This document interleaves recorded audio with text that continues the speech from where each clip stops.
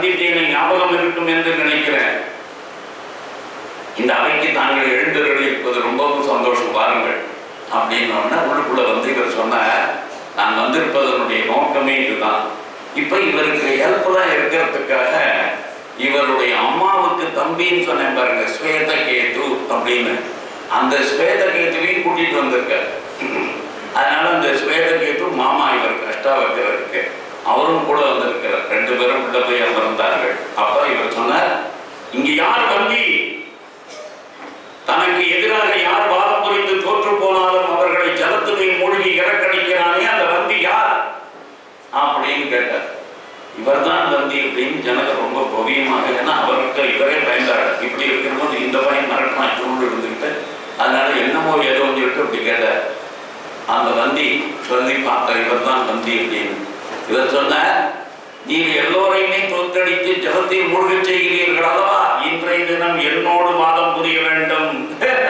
வைத்தியம் ஏண்டா உனக்கு ஒண்ணுமே புரியாத, நீ யார்கிட்ட பேசிட்டு இருக்க, எந்த அவையில பேசிட்டு இருக்கன்னு கூட உனக்கு தெரியாத. இங்க இருக்கிறவங்க எவ்வளவு பெரிய வித்வான்கள், இவங்களே திணறானுங்க, எவன் ஜாக போறான்னு அவனுக்கே தெரியாது. அப்படி இருக்கிற போது நீ என்ன கரெக்டியா அப்படின்னு அந்த இங்க வர பேச்சுனால ஒன்றும் ஆகாது. வாய்ப்பேச்சில பந்தக்கூடாதீங்க. இப்ப வாதத்திற்கு வாருங்கள். நான் கேட்கிற கேள்விகளுக்கு நீங்கள் பதில் சொல்ல வேண்டும், நீங்கள் கேட்கிற கேள்விகளுக்கு நான் பதில் சொல்லுவேன். அதுல யாருடைய வித்வத் இந்த இடத்துல உயர்வாக இருக்கிறதோ அவர்கள் வெற்றி பெற்றார்கள். தோற்று போனவன் உங்கள் நீதிப்படி என்ன செய்ய வேண்டும், ஜலத்தில் மூழ்கி மறிக்க வேண்டும். அதுதானே.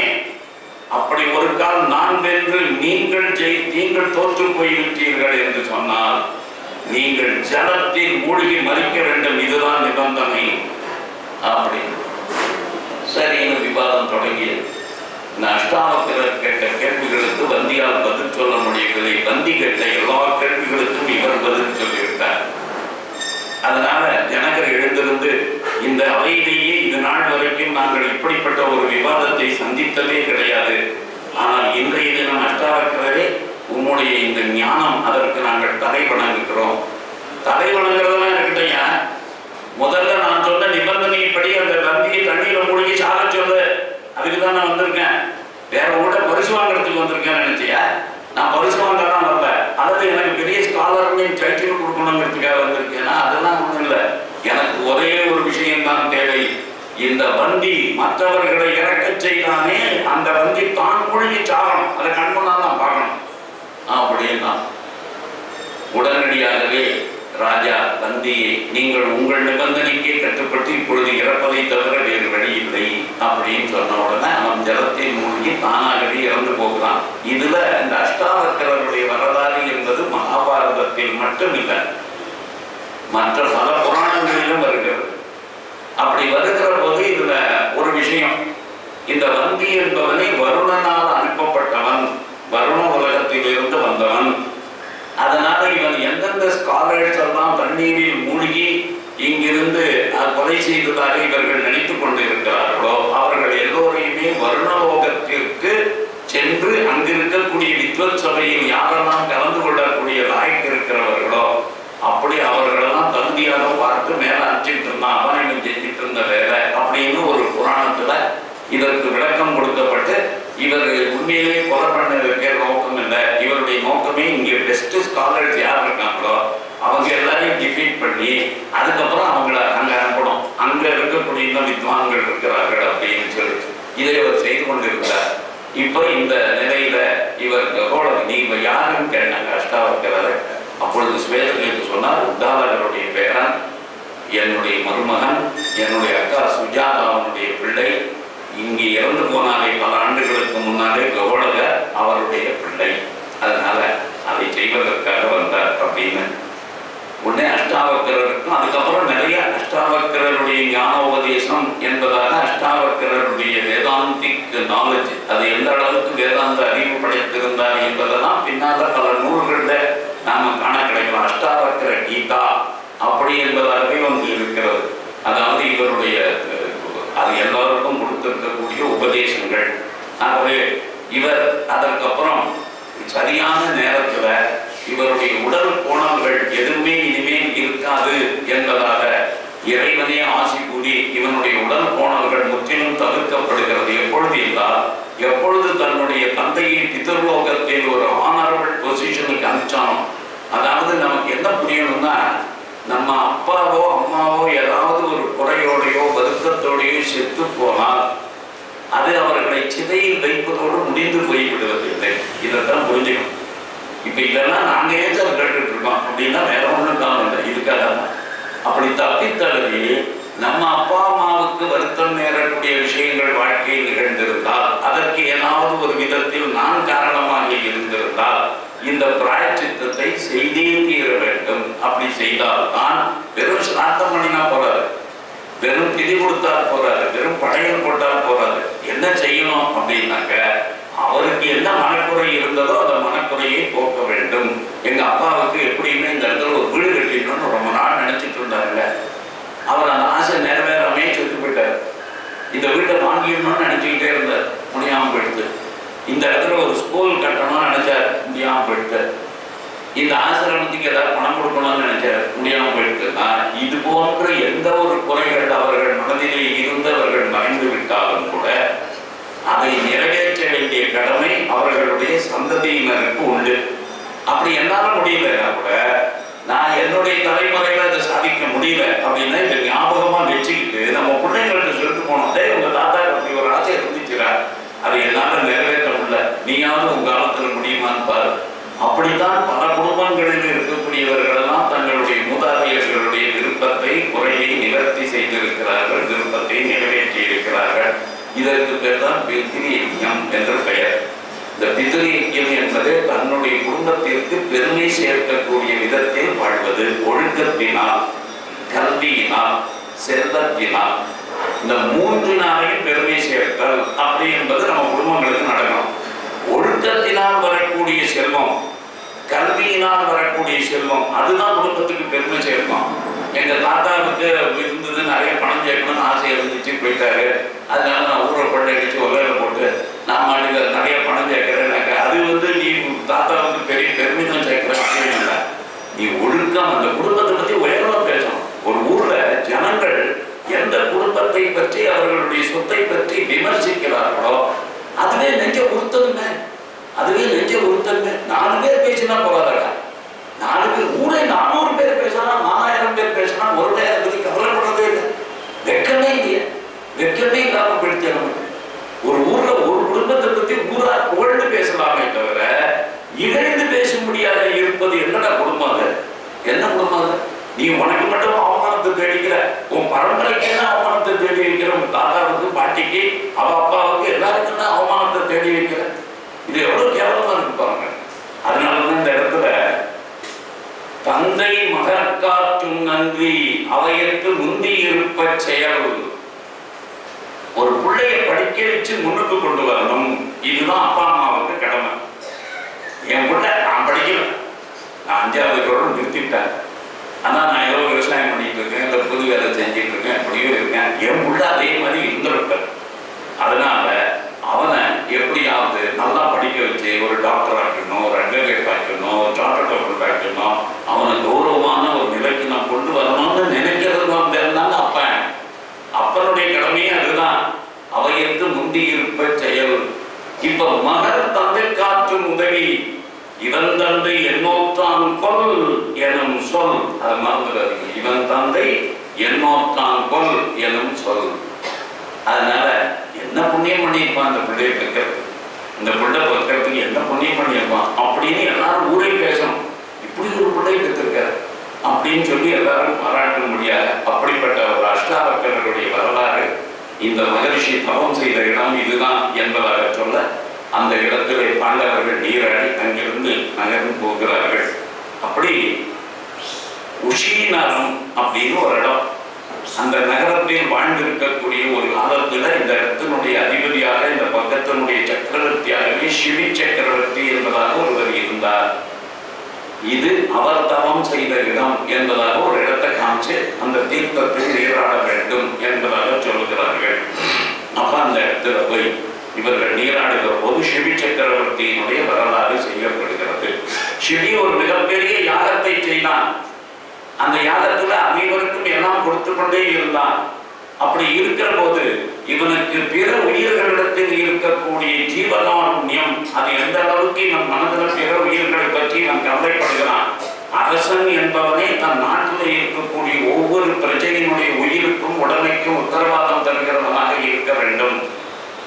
நம்ம தேசத்தினுடைய சாபக்கேடு காஷ்மீரத்தில் வாழ்ந்து கொண்டிருந்த இந்துக்களுடைய உடமைக்கும் சரி உயிருக்கும் சரி உத்தரவாதம் கொடுக்க முடியாமல் கடந்த ஏறத்தாழ 27 வருஷம் 90 இப்ப என்னாச்சு 17 27 ஆண்டுகள் உலகத்திலே எந்த நாட்டுக்கும் நடக்காது. எவ்வளவு பெரிய அவமானம், எவ்வளவு பெரிய அவமானம் உலகத்தில் எந்த நாட்டுக்கும் நடக்காது.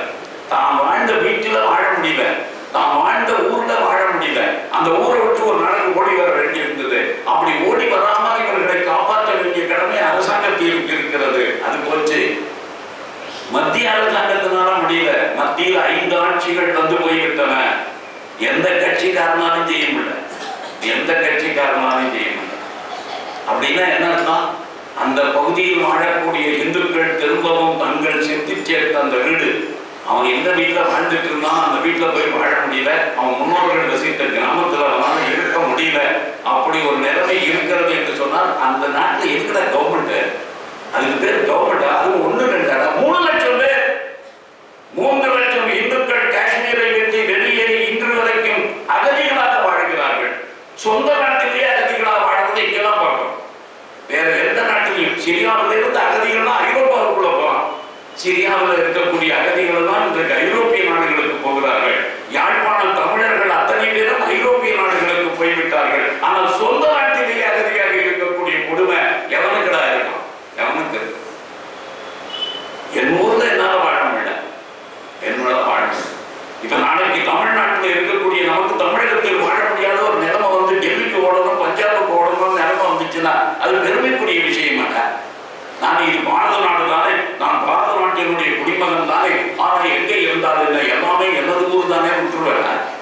எனக்கு எதிராக ஹோம் ஸ்டேட், என்னுடைய ஹோம் ஸ்டேட் சிந்தி பீப்புள், சிந்து மாநிலத்தை சேர்ந்தவர்கள் தங்களுடைய ஹோம் ஸ்டேட்டை இழந்து இன்றோடு கூட 70 ஆண்டுகள் ஆச்சு. 1947 பாகிஸ்தான் பிறந்த போது சிந்து மாநிலத்தை விட்டு ஓடோடி வந்த அந்த சிந்து இந்துக்கள் இருக்கிறார்களே, அவர்கள் ஹாங்காங்ல பெரிய வியாபாரி எண்ணிக்கை, அவன் பேங்காக்ல பெரிய வியாபாரி எண்ணிக்கை, ஏன் சென்னையிலேயே இன்னைக்கு பெரிய கடைகளுக்கெல்லாம் சொந்தக்காரன். அவனுக்கு பணத்துல ஒன்றும் குறவில்லை இன்னைக்கு. ஆனா எந்த சிந்து இந்துவெல்லாம் பாருங்க, அவன் மனசுல ஒரே ஒரு ஆதங்கம், எங்களுக்குன்னு சொல்லிக்கிறதுக்கு ஒரு ஸ்டேட் இல்லைங்களா, எங்களுக்குன்னு சொல்லிக்கிறதுக்கு ஒரு ஸ்டேட் இல்லையா. இப்போ உங்களுக்குன்னா தமிழ்நாடு இருக்கு, தெலுங்கு பேசுறவனுக்கு ஆந்திரா இருக்கு, கன்னடம் பேசுறவனுக்கு கர்நாடகா இருக்கு, மலையாளம் பேசுறவனுக்கு அந்த இருக்கு, ஹிந்தி பேசுற எனக்குன்னு ஒரு மாநிலம் இருக்க, எனக்கு ஹோம் ஸ்டேட்னு. இந்த ஹோம் ஸ்டேட் டிமாண்ட் இன்னிவரைக்கும் கொடுத்து கொண்டே இருக்கிறார்கள். இன்னமும் அவங்க என்ன கேட்கலாம், அந்த சிந்து போயிட்டு அந்த சிந்துல இனிமே நாங்க போய் இருக்க முடியாது. ஏன்னா பாகிஸ்தானுடைய பார்ட் அண்ட் பார்சல் ஆயிடுச்சு, அது உலக அளவில் அங்கீகரிக்கப்பட்டு முடிஞ்சு போன கதை. ஆனால் எங்களுக்கென்று ஒரு ஹோம் ஸ்டேட்டை நீங்கள் ஏன் கிரியேட் பண்ணவில்லை? இப்ப காஷ்மீர் பண்டிட்ஸும் அதே காரணம். அந்த காஷ்மீரத்திற்குள்ளேயே கூட ஒரு ஹோம் ஸ்டேட்டை எங்க அவர்கள் நிச்சயமாக பாதுகாப்பாக வாழ முடியுமோ அதை உண்டாக்கி கொடுக்கணும்னு. அதனால நம்மளை பொறுத்த வரைக்கும் இந்த ராஜா அப்படிங்கிறவங்க உயிர் உடைமை எல்லா சிட்டிசன்ஸுக்கும் எல்லா ஜீவராசிகளுக்கும் கொடுக்க வேண்டியவராக இருக்கிறான். இந்த சிவி அப்படிப்பட்டவராக இருக்கிறானா அப்படிங்கிறத பரிசோதிப்பதற்காக இந்திரனும் அக்னியும் ஒரு கழுகு ஒரு புறா வடிவெடுத்துக் கொண்டு அந்த கழுகு புறாவை துரத்துவது போல துரத்தி அந்த புறாவானது நேரடியாக ஓடி வந்து எந்த ஒரு இடத்துல யாகம் நடைபெற்றுக் கொண்டிருந்ததோ அந்த இடத்துல செவியினுடைய மடியில வந்து விழுந்தது. இப்ப இந்த கழுகு அதை துரத்தி கொண்டு வருகிறது. இந்த கழுகு அதை பார்த்து கேட்டது, இந்த செவி சக்கரவர்த்தி பார்த்து, இந்த புறா எனக்கு உணவு, நான் இதை ரொம்ப கிலோமீட்டர் தூரத்துல இருந்து துரத்திக்கிட்டு வரேன், இது டெபாய்ச்சிக்கிட்டே வந்து உங்க காலடியில் வந்து விழுந்திருக்கு. இப்ப மரியாதையை கிட்ட கொடுத்து, மரியாதையை கிட்ட கொடுத்து, ஏன்னா அது எனக்கு உணவு. அதனால இல்லை, இயல்பாக பார்த்தால் கழுகு புறாவை தின்பது என்பதும் அல்லது புறா இன்னொரு பூச்சியை தின்பது என்பதும் உலகத்துல இயற்கை விதி, அதுல ஒன்றும் சந்தேகம் இல்லை. அதனால இது உனக்கு உணவுதான் நான் ஒத்துக்கிறேன். ஆனால் என்னிட என்னிடத்தில் சரணடைந்து விட்ட காரணத்தினால் என்னிடத்தில் சரணடைந்தவர்களை காப்பது என்பதுதான் என்னுடைய தர்மம். அதனால என் கண் முன்னாலேயே காலடியில் வந்து விழுந்திருக்கிற ஒரு புறாவை அதனுடைய உயிர் போகக்கூடாது என்பதற்காகத்தானே இது பறந்து வந்திருக்கிறது. அப்படி இருக்கிறது நான் எப்படி உங்கள்கிட்ட கொடுப்பேன்? முடியாது. அப்ப அவன் சொன்னான், கழுவே உனக்கு பசியாக இருக்கிறது என்று சொன்னால் உலகத்தில் இந்த ஒரு புறா மட்டும்தானா இருக்கிறது? இது என்னிடத்தில் தஞ்சம் புகுந்த புறா. ஆனால் புறாக்கள் எத்தனையோ இருக்கின்றன. அவற்றை வேறு ஏதாவது ஒரு புறாவை வேட்டையாடி சாப்பிடு, அதான் உனக்கு வழி. இது முடியாது. முடியாது. ஏற்கனவே நான் டயர்ட் ஆயிட்டேங்க. எதையா பேசிட்டு இருக்க? அவனும் வெயில் அலைஞ்சி தெரிஞ்சு ஒவ்வொரு புறாவை பிடிக்கிறதுக்காக நான் பறந்தது உனக்கு தெரியுமா?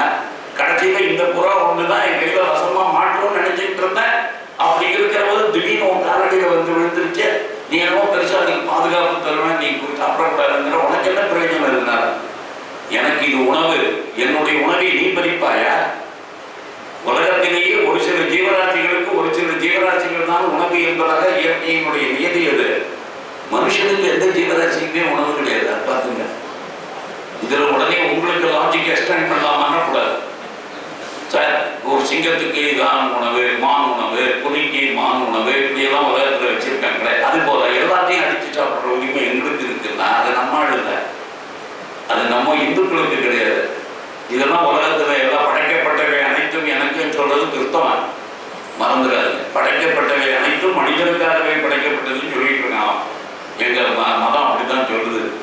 படைக்கப்பட்டவை எதுவும் உனக்கு இல்லை. ஒவ்வொரு படைக்கப்பட்ட பொருளும் தனித்தனி இண்டிபெண்ட். அதனால அதுல நீ வர முடியாது. உனக்கு பகுத்தறிவுன்னு ஒன்று பகவான் கொடுத்துருக்கான்.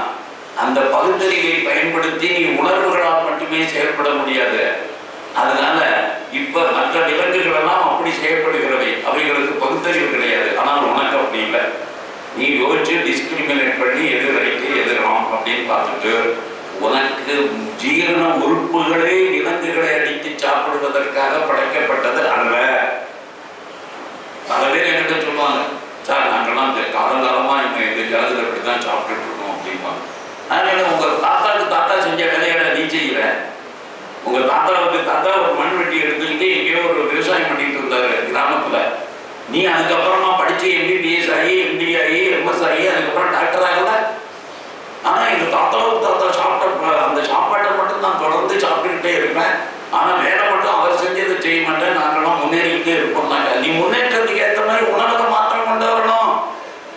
ஏன் ஒரு டாக்டருக்கு why needs a non veg food, an advocate why needs a non veg food.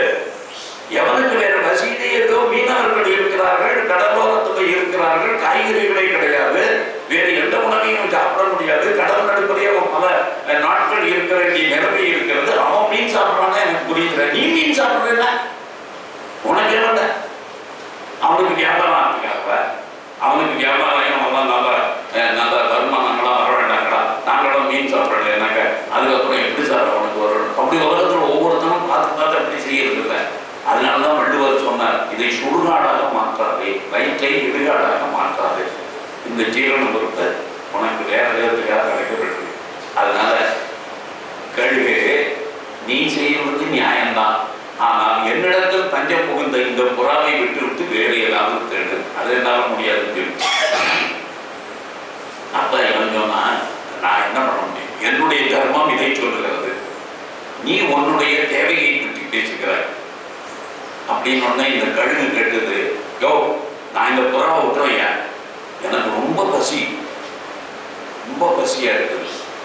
இந்த பசிக்கு இப்பொழுது நான் இன்னொரு புறாவை தேடி போய் பறந்து இன்னொரு புறாவை அடிச்சு சாப்பிட்ற அளவுக்கு உடம்புல தெம்பு கூட இல்லை. அதனால ஒண்ணு செய், இந்த புறாவனுடைய வெயிட்டுக்கு ஏற்ற மாதிரி இந்த புறாவை அடிச்சு சாப்பிட்டா என் வயிறு எவ்வளவு நிறையுமோ அந்த அளவுக்கு மாமிசத்தை உன் உடம்புல இருந்து கொடு. எனக்கு ஒன்றும் ஆட்சேபம் இல்லை. இந்த புறாவை தான் இருப்பேன்னு நான் ஒன்றும் பிடிக்கல. ஆனா இந்த புறாவை காப்பாற்றணும்னு நினைச்சேன்னா ஆன் தி ஸ்பாட் எனக்கு இப்போ உடனே எனக்கு மாம்சம் தேவை. அந்த மாமிச சதையை உங்ககிட்ட இருந்து அறுத்து கொடு. அதுக்கு சம்மதம் தான் ரைட். இது ரொம்ப அரேஞ்ச்மெண்ட்டே ரொம்ப நல்லா இருக்கு. டீல் இஸ் குட்ன்னுட்டான். இந்த டீல் எனக்கு ரொம்ப பிடிச்சிருக்கு. அதனால நீ அதன்படியே எடுத்துக்கொள்ளலாம் அப்படின்னா உடனே இந்த புறாவை ஒரு திராட்சை அடிச்சு இவன் தன்னுடைய உடம்புல எங்க அதிகமா சதை இருக்கு தொடையில அங்கிருந்து கொஞ்சம் வெட்டி எடுத்து வச்சு பார்த்தான். அதெல்லாம் ஒன்றும் சரிப்பட்டு வரல. அது இன்னும் புறா 2 கிலோ தான் இருக்கும்னு நினைச்சுன்னு பார்த்தா இது ஏகப்பட்ட கிலோ இருக்குங்கிறது ஒன்று திராட்சை தெற்கு இதுவே பண்ண மாட்டேங்குது. அதுக்கப்புறம் தானே ஏறி நின்று தண்ணியை கொடுத்தான். அப்படி தண்ணியை கொடுத்த உடனே இந்த புறாவும் கழுகும் இந்திரனாகவும் அக்னியாகவும் மாறி உடனடியாகவே உன்னை சோதிக்கத்தான் வந்தோம், நீ உண்மையிலே இப்படித்தான் இருக்க, மகிழ்ச்சி அப்படின்னு சொல்லிட்டு போச்சு. அப்பேற்பட்ட மகான் சிவி சக்கரவர்த்தி வாழ்ந்து தவம் செய்த இடம். அப்படி என்று அந்த தீர்த்தத்தில் நீராட சொன்னார்கள், நீராடினார்கள். அதுக்கு அடுத்தது ததீச்சி மகரிஷி அப்படின்னு வந்தார். அவர் தவம் செய்த இடம். இந்த ததீச்சி மகரிஷியினுடைய மெசேஜ் இன்னைக்கு மோரல் இருக்கு. ஏன்னா பல பேர் என்ன நினைச்சிட்டு இருக்காங்க, நம்ம ஊர்ல இந்த சாஸ்திரத்தை தான் குழப்பறதுக்குன்னே பல பேர் இருக்காங்க. அவன் என்ன சொல்றான், சார் பகவான் கொடுத்த உடம்ப அப்படியே முழுக்க அக்னியில போடணுமே தவிர இந்த அங்கத்தை ஹீனம் பண்ணக்கூடாது அப்படின்னா என்னையா சொல்ல வர அப்படின்னு கேட்ட, இந்த கண்தானம்னு ஒண்ணு சொல்றாங்களே அது அங்கஹீனம் தானே. செத்து போன உடம்ப பகவான் எப்படி நமக்கு கொடுத்தாரோ அப்படியே திரும்ப கொடுக்கணும், அப்படி கொடுக்கறது தான் முறை, அதை தான் அக்னியில போடணும். அதனால அதுல போய் கண்ணுல இருக்கிறத எதையாவது எடுத்துட்டீங்கன்னா அது குறைவுபட்ட உடம்பு, அதை கொடுக்க கூடாதுன்னு. நான் என்ன எந்த சாஸ்திரத்துல சொல்லியிருக்கேன், எந்த சாஸ்திரத்துல இது சொல்லியிருக்கு? எங்க ஊர்ல ததீச்சி மகரிஷியினுடைய வாழ்க்கையே என்ன, விருத்தாசுரனை எதிர்ப்பதற்காக தேவர்கள் முயன்ற போது அவனோடு போரிட்டு வெல்ல முடியவில்லை என்ற நிலை வருகிற போது ஸ்ரீமன் நாராயணன் சொல்லக்கூடிய ஒரே ஒரு யுக்தி, ஏதாவது உயிரோடு இருக்கக்கூடிய ஒரு மனிதன் தன்னுடைய முதுகெலும்பை கொடுப்பானையானால் அந்த முதுகெலும்பை கொண்டு நீ ஒரு ஆயுதம் தயார் செய்து அந்த ஆயுதத்தை கொண்டு போரிட்டால் விருத்தாசுரனை கொல்லலாம். இதான். இப்ப தேவர்கள் எங்க போவானுங்க, அவன் ஊர்ல எவனாலும் கொடுப்பாங்க, எவனுமே கொடுக்க மாட்டான். ஏன்னா most selfish fellows are devas. மறந்துடாது, மனிதர்கள் உயர்ந்தவர்கள், தேவர்கள் உயர்ந்தவர்களே அல்ல. என்னோட உயர்ந்தவன் நான் இருக்கிறேன், என்னோட உயர்ந்தவன் நான் வருவேன், என்னோட உயர்ந்தவன் அக்னியே. Most selfish fellows. நீங்க தான் அவனுக்கு கொடுக்கணும். இன் ரிட்டர்ன் உங்களுக்கு மழையா கொடுக்குறேன், உங்களுக்கு காத்தா வீசுறேன், உங்களுக்கு வெப்பம் இல்லாம பார்த்துக்கிறேன் அப்படின்னு இன் ரிட்டர்ன். இது ஒரு பார்கெனிங் நேச்சர். நீ எனக்கு இதை கொடு, நான் உனக்கு அதை கொடுக்குறேன். அதனால அதையும் கூட செல்ஃபிஷ்னஸ் தான், நல்லா குறைச்சிக்கணும். அதனால இப்ப மனிதர்கள் அப்படி இல்லை, மனிதர்கள் அப்படி இல்லை. அதனால இந்த மனிதர்கள் இடத்துல போனாதான் முடியும் செய்து தேவர்கள் பூலோகத்திற்கு வந்து எல்லாரையும் அப்படி பார்க்கறாங்க. அப்படி பார்க்கிற போது இதுல என்ன கண்டிஷன்னா, உயிரோடு இருக்கிற போது ஒருவன் தன்னுடைய முதுகெலும்பை கொடுக்கணும். இப்ப முதுகெலும்பு கொடுக்கறதுனால வெட்டினா தானே முதுகெலும்பு கொடுக்க முடியும். வெட்டினா செத்து போயிடலாம், செத்து போனவன் முதுகெலும்பு தானே அது, அதை எப்படி சார் கொடுக்க முடியும்? அவன் உயிரோடு இருக்கிற போதே அந்த முதுகெலும்பு எடுக்கிறதுன்னா அது எப்படி பாசிபிளே இல்லையா? அதனால பல இடங்களோட தோத்து போய் கடைசியில இந்த ததீச்சி மகரிஷி எந்த இடத்துல தவம் செய்து கொண்டிருந்தாரோ அந்த இடத்துக்கு வந்தாங்க. உடனே ததீச்சி மகரிஷியின் இடத்துல இதான் எங்களுடைய டிமாண்ட், கொடுங்க உங்க முதுகெலும்பு ப்ளீஸ் கிவ் மீ அப்படின்னு. பேனா இந்த போஸ்ட் ஆஃபீஸில் போயிட்டு ஃபில்அப் பண்ணுறதுக்கு பேனா இல்லைன்னாக்கா டக்குன்னு அதை எடுத்து கொடுப்பாங்க. அதை உடனே கொடுத்துட்டோம்.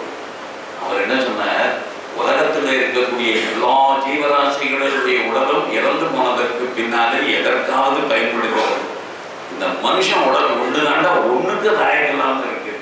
ஆனால் அப்பேற்பட்ட மனித சரீரத்திற்கு ஒரு பாக்கியத்தை கொடுக்கிறவர் இதை விட என்ன இருக்கு உலகத்துல?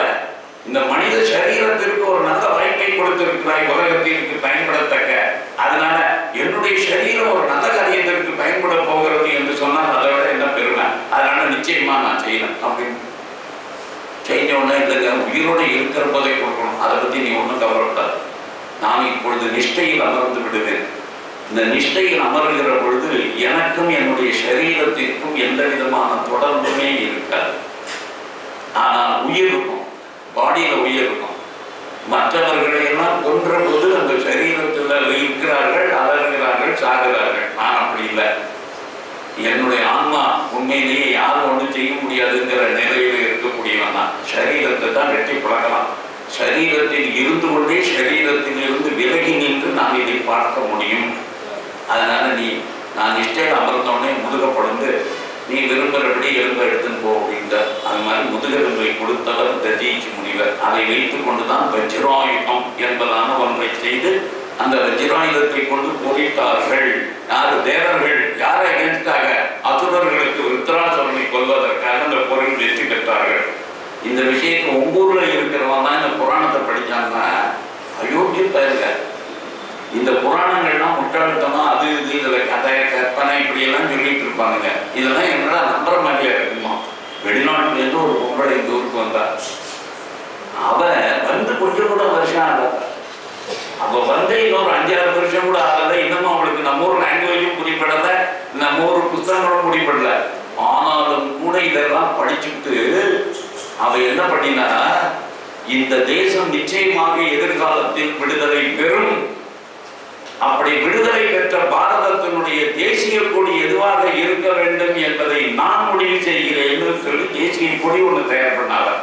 அவதான் முதல்ல இந்த தேசத்திற்கு தேசிய கொடி தயார் பண்ணினவர். அப்ப அந்த தேசிய கொடியில என்ன இருந்தாக்க அதை இன்ஸ்பயர் பண்ணணும்னு பார்த்தா, கொடி என்பது கலர் அண்ட் டிசைன் ரெண்டு இருக்கிறதுல, கலர் காவி அது முடிய வைத்து. ஆனால் இப்ப அதுல எந்தத்தை போட்டா இவங்களை இன்ஸ்பயர் பண்ணணும்னு இவன் இதே புராணத்தை படிக்கிறார், வெளிநாட்டுக்காரி, அயர்லாண்டுக்காரி. அவரை படிச்சு பார்த்துட்டு பியூட்டிஃபுல் ஸ்டோரி, பியூட்டிஃபுல் ஸ்டோரி, இதை விட இன்ஸ்பைரிங்கா வேற என்ன இருக்க முடியும் அப்படின்னு அந்த வஜ்ராயுதத்தையே தன்னுடைய தேசிய கொடியில சின்னமாக பொறிக்கிறார். இப்ப அவருடைய ஐடியா என்ன தெரியுமா? இந்த தேசத்தினுடைய விடுதலையை பாதுகாக்க வேண்டும் என்று சொன்னால், அன்றைக்கு ததீச்சி முனிவர் தன்னுடைய முதுகெலும்பை எப்படி கொடுத்தாரோ அப்படி everyone should be prepared to lay down his life and give his backbone, and each and every citizen is the backbone of this nation. அதை கொடுக்கறதுக்கு தயாரா இருக்கணும். ஆனா வேற ஒண்ணுமே இல்லை. இதான் மெசேஜ். இதை பார்த்த உடனே புரிஞ்சிருங்க, இதை பார்த்த உடனே புரிஞ்சிருங்க. அதனால இதை பார்க்கிற போது இது என்ன சொன்னான்னு கேட்பான், இது யாரு உருவாக்கினதுமா, உடனே இந்த வரலாறு அவனுக்கு சொல்லப்படும். சொன்ன உடனேயே அந்த ததீச்சி முனிவரை போர், are you prepared to lay down your life?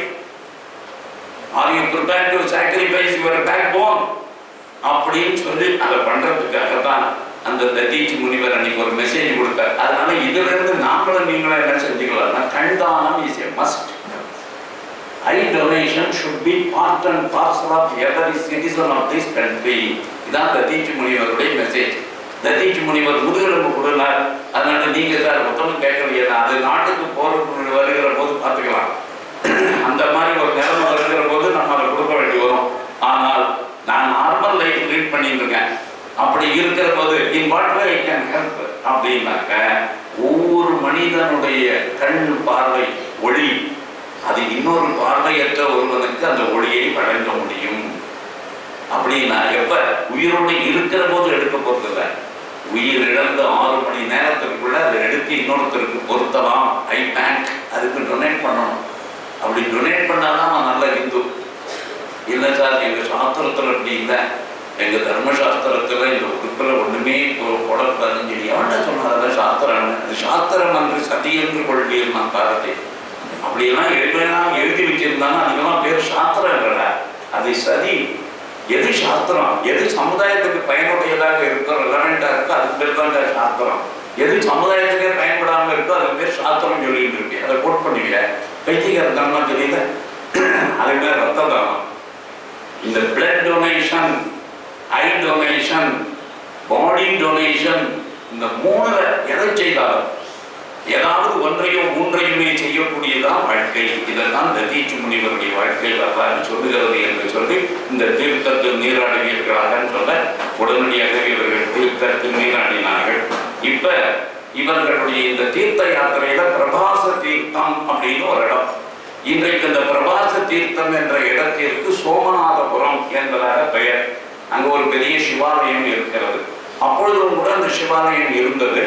ஆனால் அந்த சிவாலயத்திற்கு இன்றைக்கு இருக்கக்கூடிய அளவுக்கு அப்பவும் சோமன் வழிபட்ட இடம் தான் அது. அதை மறந்துடக்கூடாது. அதாவது சந்திரனுடைய சாபம் நீங்கி சந்திரன் வழிபட்ட ஸ்தலம் என்பதனால அதுக்கு சோமநாதர்னு அந்த சுவாமிக்கு பேரு. அந்த சோமன் வழிபட்ட இடம் அது. அதனால அந்த இடத்துல இவர்கள் போய் சேர்ந்தார்கள்.